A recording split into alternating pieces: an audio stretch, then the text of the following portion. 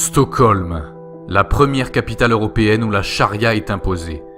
La police suédoise a demandé de l'aide dans 62 zones de la ville qu'elle ne contrôle plus et où la loi islamique est appliquée. Par George Christopher. La population musulmane domine des quartiers entiers à Stockholm où la charia est appliquée.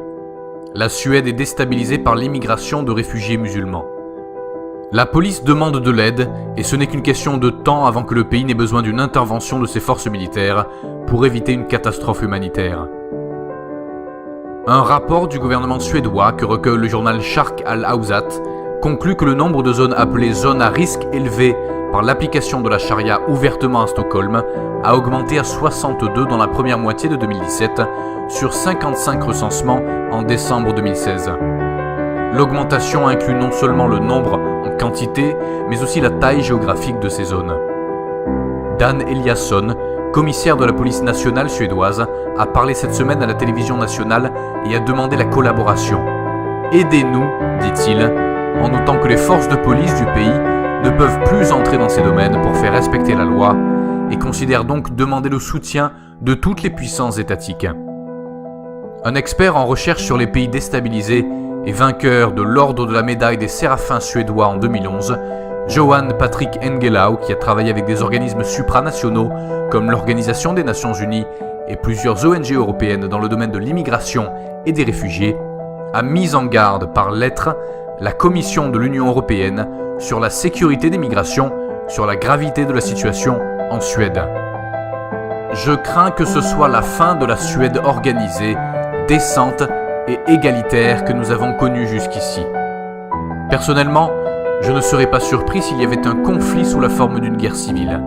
Dans certaines parties du pays, la guerre civile a probablement déjà commencé, même si la coalition gouvernementale ne semble pas avoir su, a écrit Engelau.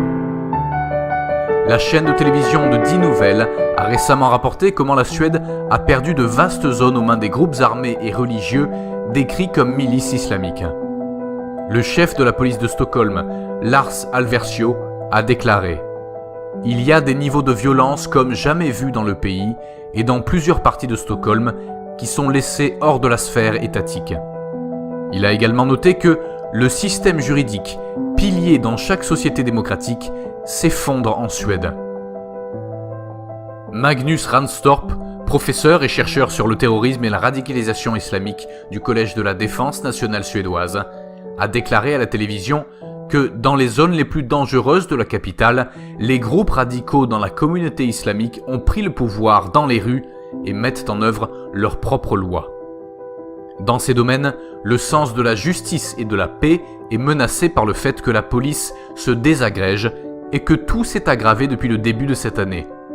Stockholm et toute la Suède sont dans une situation désespérée, a conclu Ranstorp. Le service de sécurité suédois Säkerhetspolisen a averti que le pays est infiltré par des centaines d'islamistes qui partagent l'idéologie de l'État islamique, ISIS. Et dans de nombreux endroits, les agents publics demandent l'escorte de la police ou la protection pour se déplacer dans leurs bureaux. Le service de sécurité a averti que quelques 15 042 femmes suédoises ont subi des agressions sexuelles au cours de la dernière année dans les zones de la capitale où les autorités reconnaissent de vastes zones sous la charia, loi islamique.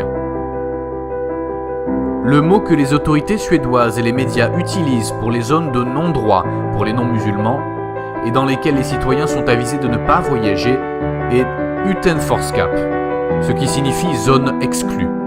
Dans ces domaines, le droit suédois a été remplacé par un mélange de droit des gangs immigrés et de code islamique connu sous le nom de charia. Les bandes musulmanes armées et les radicaux islamiques sapent la démocratie suédoise, a déclaré le service national de sécurité dans un rapport récent. La seule raison pour laquelle il n'y a pas encore eu un conflit armé à grande échelle à Stockholm, la capitale d'un pays auparavant pacifique et sûr, est probablement liée au fait que l'Alliance démocratique sociale de la Suède cherche à ignorer la gravité de la situation et ne présente aucune résistance réelle contre les islamistes, a déclaré Magnus Ranstorp. Même si le gouvernement suédois décide de faire face à ces bandes criminelles islamistes, la Suède n'a pas la capacité d'inverser cette situation. ces forces de sécurité et de police ont été renversées. 70% des agents de l'ordre du pays envisagent de quitter leur emploi, dans ce qui établit un signal clair que la force policière est complètement démoralisée. L'armée, dans ce pays traditionnellement pacifiste, est réduite à presque rien.